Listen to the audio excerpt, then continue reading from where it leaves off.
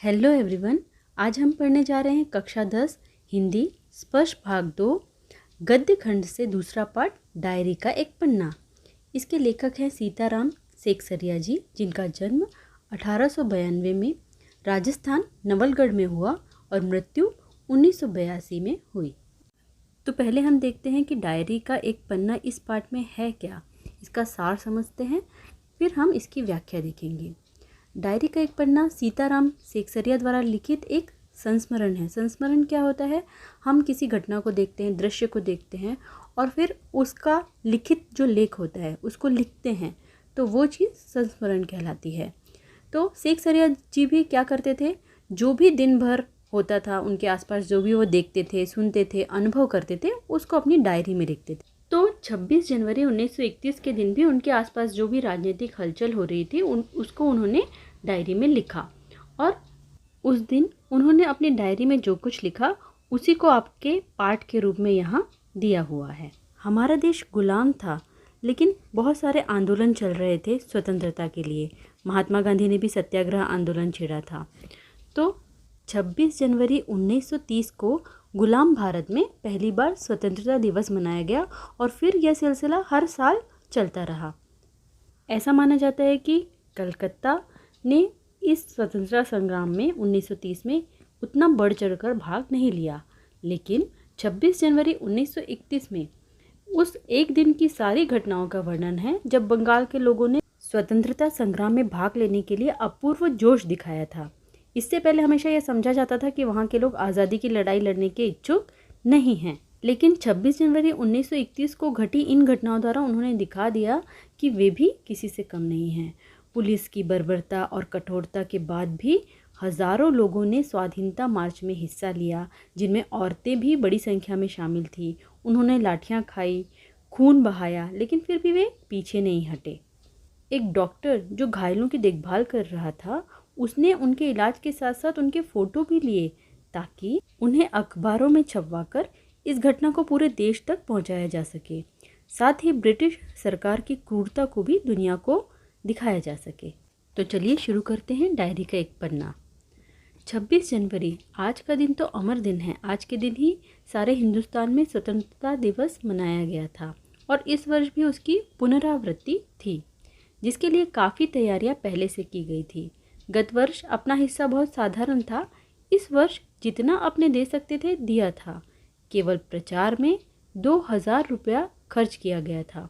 सारे काम का भार अपने समझते थे, अपने ऊपर है, और इसी तरह जो कार्यकर्ता थे उनके घर जा जाकर समझाया था। तो यहाँ लेखक कह रहे हैं कि 26 जनवरी 1931 का दिन अमर है, मतलब हमेशा याद रखा जाने वाला दिन है।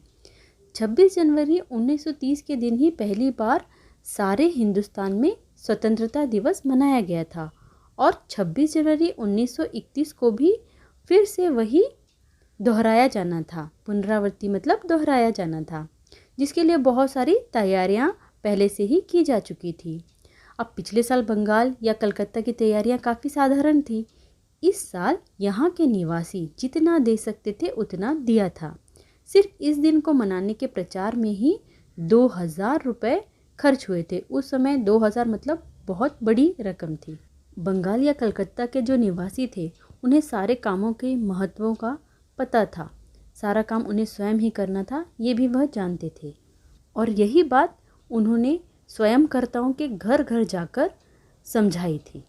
यहाँ अपने शब्द लेखक खुद के लिए और जो कलकत्ता वासी हैं जो इस स्वतंत्रता संग्राम में भाग ले रहे हैं उनके लिए प्रयोग कर रहे हैं।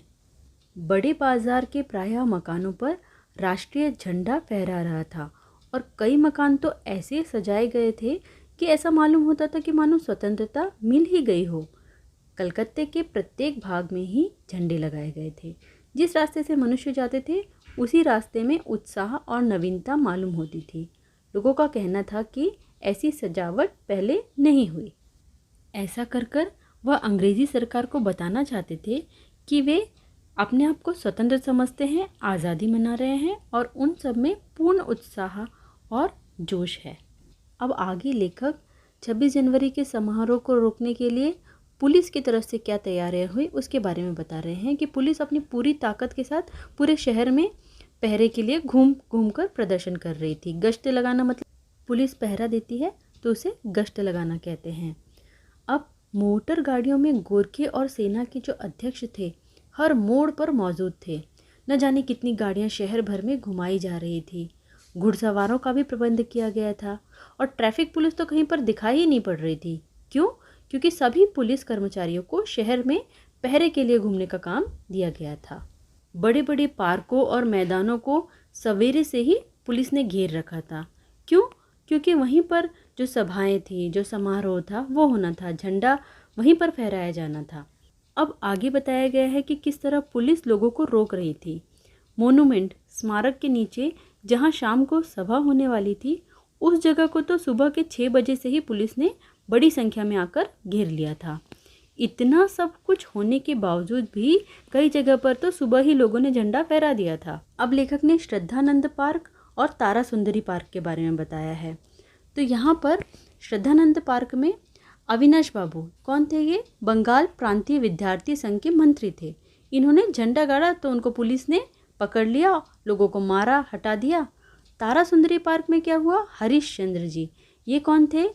ये बड़ा बाजार कांग्रेस कमेटी के युद्ध मंत्री थे। ये तो झंडा फहराने जब गए तो इनको अंदर ही नहीं जाने दिया।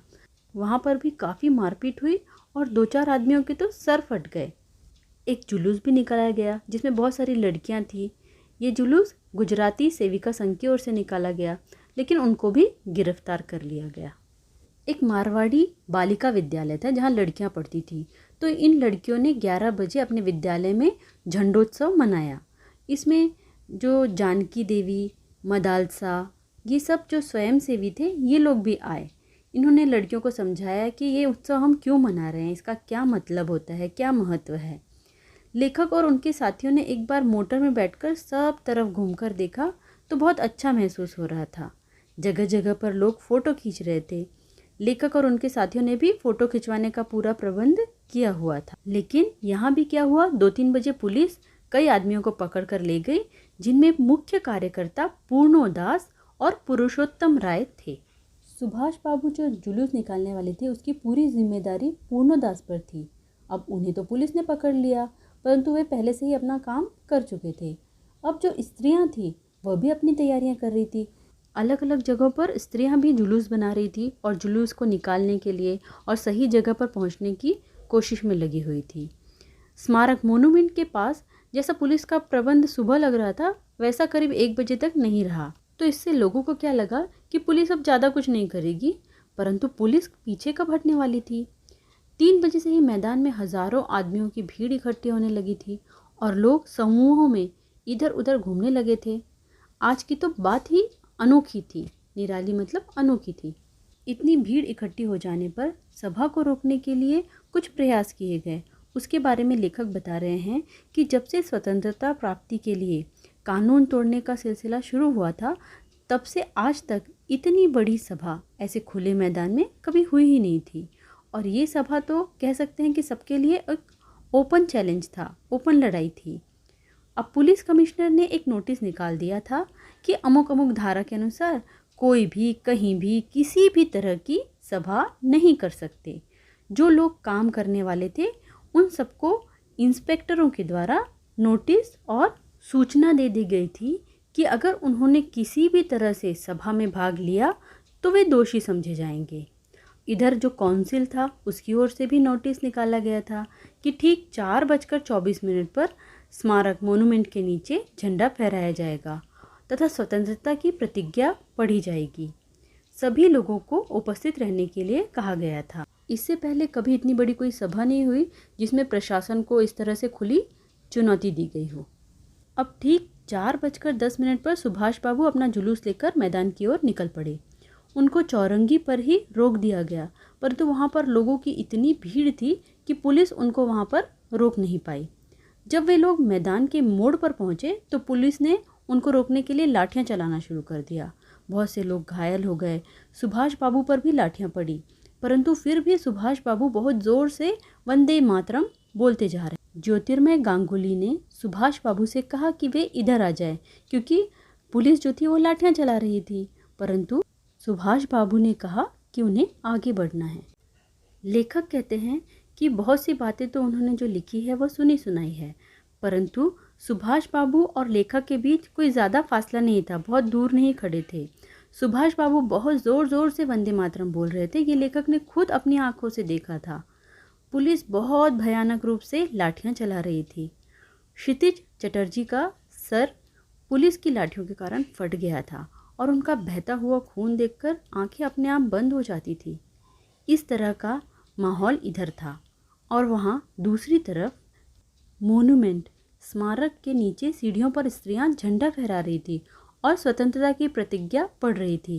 स्त्रियां बहुत अधिक संख्या में आई हुई थी, लगभग सभी के पास झंडा था और जो स्वयंसेवी आए थे ना, वे अपनी जगह से पुलिस की लाठियां पड़ने पर भी नहीं हट रहे थे। स्त्रियों की बहादुरी का वर्णन करते हुए लेखक कह रहे हैं कि सुभाष बाबू को तो पकड़ लिया गया और गाड़ी में बैठाकर लाल बाजार के लॉकअप में भेज दिया गया। कुछ देर बाद ही स्त्रियां वहां से जन समूह बनाकर आगे बढ़ने लगी। उनके साथ बहुत बड़ी भीड़ भी इकट्ठी हो गई। कुछ समय के लिए ऐसा लगा कि पुलिस अब ठंडी पड़ गई, अब लाठी नहीं बरसाएगी, परंतु पुलिस फिर भी बीच बीच में लाठियां चलाना शुरू कर देती थी। इस बार भीड़ भी ज़्यादा थी तो आदमी भी ज़्यादा घायल हुए। धर्मतल्ले के मोड़ पर आते आते जुलूस टूट गया और लगभग 50 से 60 स्त्रियां वहीं मोड़ पर बैठ गई और उनके आसपास बहुत बड़ी भीड़ इकट्ठी हो गई थी, जिन पर पुलिस बीच बीच में लाठियां चला रही थी। इस बार पुलिस की लारी मतलब गाड़ी करीब पौने घंटे बाद मतलब 45 मिनट्स के बाद आई और उन स्त्रियों को लाल बाजार ले जाया गया और भी कई आदमियों को गिरफ्तार किया गया। अब ब्रजलाल गोयनका ये कौन है? ये कई दिनों से लेखक के साथ काम कर रहा था और दमदम जेल में भी लेखक के साथ ही था। वह भी पकड़ा गया। कैसे? पहले तो वो खुद ही झंडा लेकर वंदे मातरम बोलता हुआ स्मारक मतलब मोन्यूमेंट की ओर इतनी तेज़ी से दौड़ा कि खुद ही गिर गया और इस पर एक अंग्रेज़ घुड़सवार ने उसे लाठी मारी और फिर पकड़ लिया, कुछ दूर तक ले जाकर फिर उसे छोड़ दिया। इसके बाद वह स्त्रियों के जुलूस में शामिल हो गया। वहाँ पर भी पकड़ा गया, परंतु वहाँ भी उसे छोड़ दिया गया। इस पर भी वह नहीं माना और 200 लोगों के जुलूस के साथ लाल बाजार पहुँच गया और वह गिरफ्तार हो गया। मधालसा जो जानकी देवी और जमनालाल बजाज की पुत्री थी, उसे भी गिरफ्तार कर लिया गया था। उसके बाद में मालूम हुआ कि उसको थाने में भी मारा गया था। सब मिलाकर 105 स्त्रियों को गिरफ्तार किया गया था। बाद में रात 9 बजे सबको छोड़ दिया गया था। कलकत्ता में इससे पहले इतनी स्त्रियों को एक साथ कभी गिरफ्तार नहीं किया गया था। करीब 8 बजे खादी भंडार आए तो वहाँ कांग्रेस ऑफिस से फ़ोन आया कि वहाँ पर बहुत सारे आदमी चोट खाकर आए हैं और कई की हालत तो बहुत संगीन मतलब बहुत गंभीर बता रहे थे। उनके लिए गाड़ियाँ मंगवा रहे थे। लेखक और अन्य स्वयंसेवी जानकी देवी के साथ वहाँ गए तो देखा कि बहुत से लोगों को चोट लगी हुई थी। डॉक्टर दासगुप्ता उनकी देखरेख कर रहे थे और उनके साथ फ़ोटो भी खिंचवा रहे थे। उस समय तो 67 आदमी वहाँ थे, परंतु बाद में 103 तक पहुँच गए थे। डॉक्टर दासगुप्ता फ़ोटो इसलिए खींच रहे थे ताकि उसे अखबार में छाप सके, जिससे लोगों को पता चले कि अंग्रेजी सरकार कितनी बर्बर है, कितना उन्होंने अत्याचार किया है। जब लेखक और अन्य स्वयंसेवी अस्पताल गए तो लोगों को देखने से मालूम हुआ कि 160 आदमी तो अस्पतालों में पहुंचे थे और जो घरों में चले गए उनकी गिनती अलग है। इस तरह लेखक और अन्य स्वयंसेवी कह सकते हैं कि 200 आदमी ज़रूर घायल हुए। पकड़े गए आदमियों की संख्या का तो पता नहीं चल सका, पर इतना ज़रूर पता चला कि लाल बाजार के लॉकअप में स्त्रियों की संख्या 105 थी। इतना सब कुछ पहले कभी नहीं हुआ था। लोगों का ऐसा प्रचंड रूप पहले किसी ने नहीं देखा था। बंगाल या कलकत्ता के नाम पर कलंक था कि यहाँ स्वतंत्रता का कोई काम नहीं हो रहा है। आज ये कलंक काफ़ी हद तक धुल गया और लोग ये सोचने लगे कि यहाँ पर भी स्वतंत्रता के विषय में काम किया जा सकता है। अगर वीडियो अच्छा लगा हो तो ज़्यादा से ज़्यादा लोगों में शेयर करें और हाँ, लाइक, शेयर और सब्सक्राइब करना बिल्कुल ना भूलें। मिलती हूँ अगले वीडियो में, तब तक के लिए थैंक यू।